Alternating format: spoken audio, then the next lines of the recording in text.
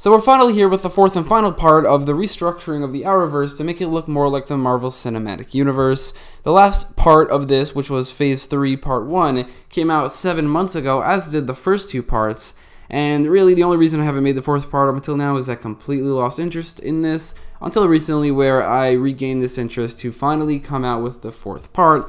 Also because every single time I posted a video since then, so many people comment, or if a couple people at least, and those comments always get a lot of likes.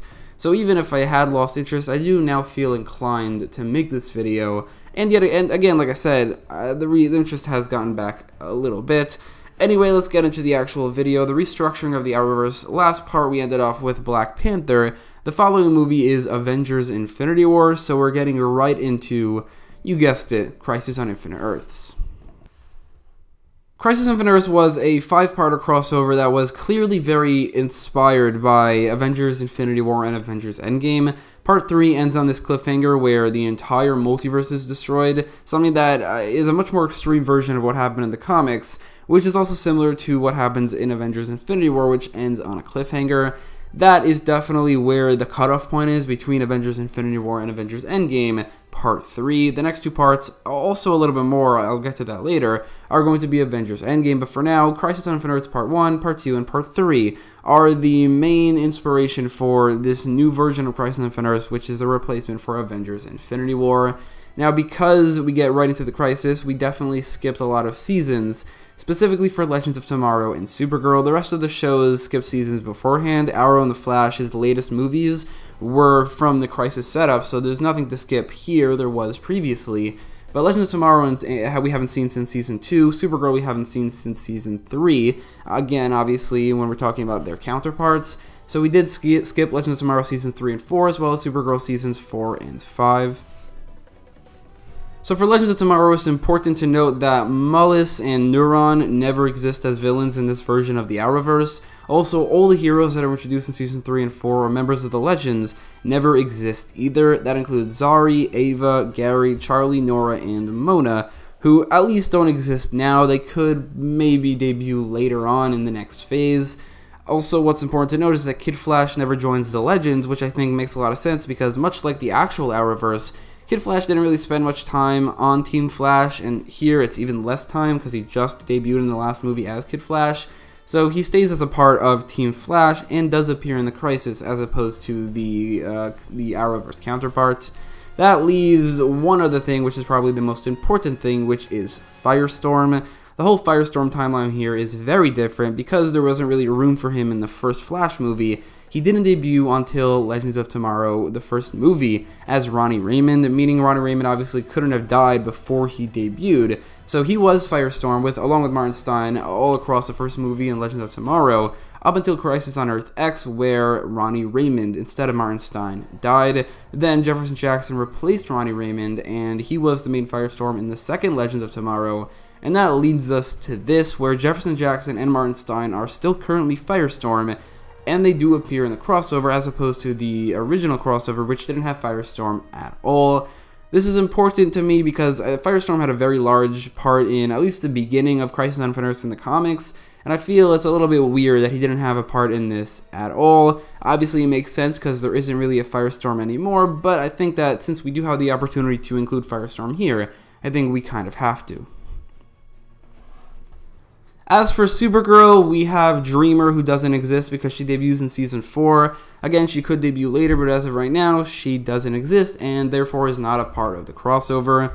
Because Season 5 never happened, Guardian never leaves, James Olsen is still around, so he is a part of this crossover, as opposed to his sister, who, again, does not exist. All the main villains from Seasons 4 and 5 were never main villains, at least on screen, meaning that Supergirl never met Lex Luthor, and in the crossover, there was a bit of a rivalry between Lex Luthor and Supergirl, while there was nothing between Lex Luthor and at least the Earth 38 version of Superman, so that would basically replace that. Superman would have all the interactions with Lex instead of Supergirl, because Supergirl never met Lex, and Superman clearly has a backstory with him. So that's really the important things from the Supergirl seasons that were skipped for Supergirl. For Martian Manhunter, though, there is the Crisis setup with Ma'alefek, which I would just put in the Crisis, since John didn't really have much to do anyway.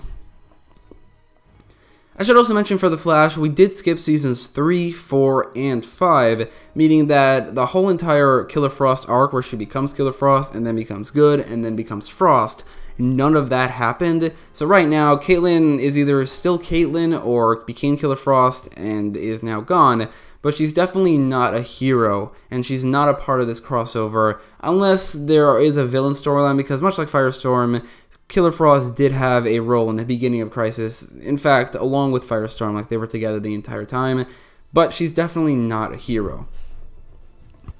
This movie would be called Justice League Crisis on Infinite Earths, and would be very similar to the original Crisis, but with some changes, mostly due to the consequences of the seasons that we skip, but also, like, I would just personally change some things.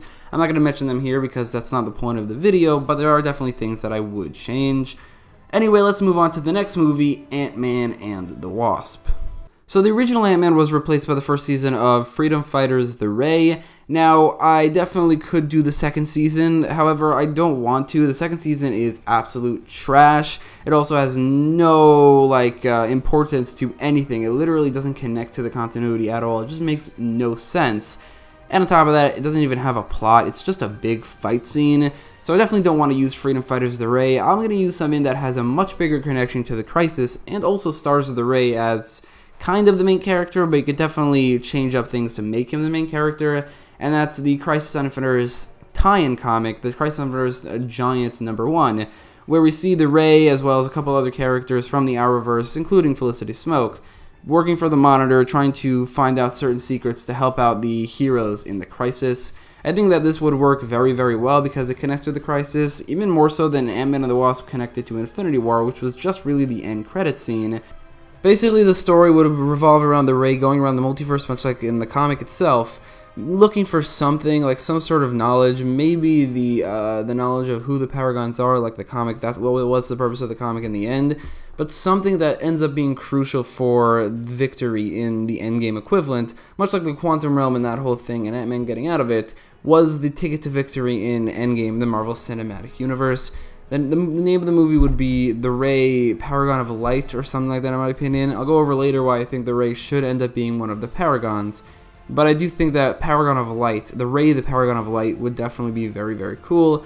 Or maybe the Paragon of something else that could fit. Maybe the Paragon of Love instead of Barry because of the whole Pride thing. That I think does work. It doesn't really matter. Regardless, I definitely think that this could work as the Ant-Man and the Wasp equivalent. Maybe even better than Ant-Man and the Wasp was itself. Next up is arguably the most controversial movie in the Marvel Cinematic Universe, Captain Marvel, the last movie before Avengers Endgame. I think that there is a very, very, very good fit, like a perfect fit for replacement, and that is easily the most controversial outing for the Arrowverse, the first season of Batwoman, which has an incredibly low rating on IMDb. Regardless of that, I definitely think that this works very, very well. It does take place like right before the Crisis, so it could lead up right into it. She is a Paragon, so she has that level of importance going into the next movie.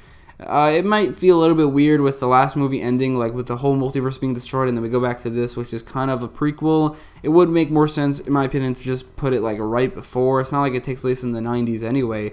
So that is a little bit weird, but, you know, what you gonna do? You can't really do anything about it right now. So that's really the replacement for Captain Marvel, the first season of Batwoman.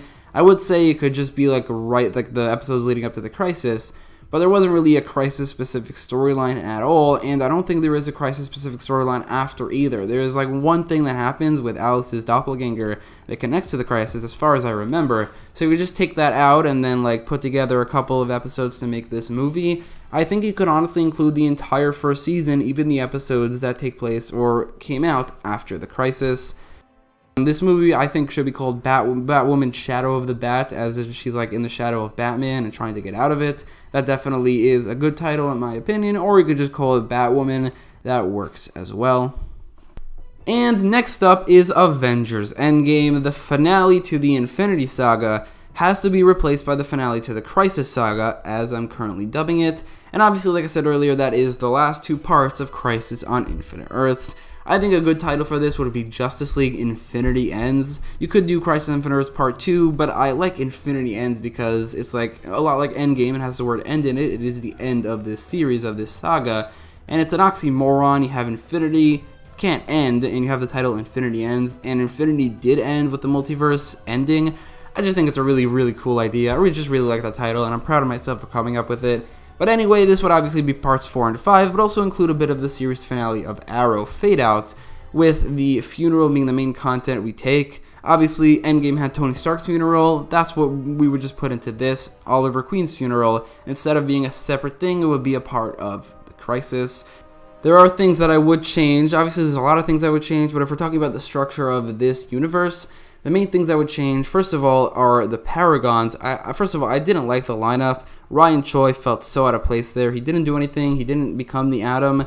It was so weird. But also, like, you have Lex Luthor there. It doesn't really look much like a Justice League. I'm not saying you should make it look like just a Justice League, like the comic book Justice League. But I do think that they should make it fit the Arrowverse a little better. What I'm saying is that they should make it so that the Paragons are all of the title characters of the film franchises in this version of the Arrowverse, meaning, aside from Green Arrow, you have The Flash, Supergirl, White Canary, Constantine, Black Lightning, Vixen, the Ray, and Batwoman, a couple of whom, including Vixen and the Ray, would have much, much bigger roles in this version of the Arrowverse than they do in the original one. That would be what the Paragons would look like, but there is one other change that I would make that is pretty huge, and that is the death of Supergirl.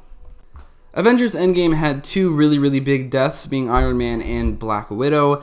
Crisis on Infinite Earths only has one, really, and that's Green Arrow, and I'm going to add another one, being Supergirl, for a couple of reasons. One of them is that, much like The Flash, and also the Earth 2 version of Green Arrow, so really all of them, Supergirl died in the original Crisis. One of the most iconic covers, maybe the most iconic cover from Crisis on Infinite Earths, is Superman holding Supergirl's dead body after she, like, utterly, almost destroys the Anti-Monitor. She destroyed the Anti-Monitor's physical body, but in doing so, she does die. I think Supergirl should have a similar moment in Crisis on Infinite Earths where she just goes all out. She manages to break maybe the Anti-Monitor's armor and make him vulnerable, but in doing so, she is caught in some sort of blast that kills her.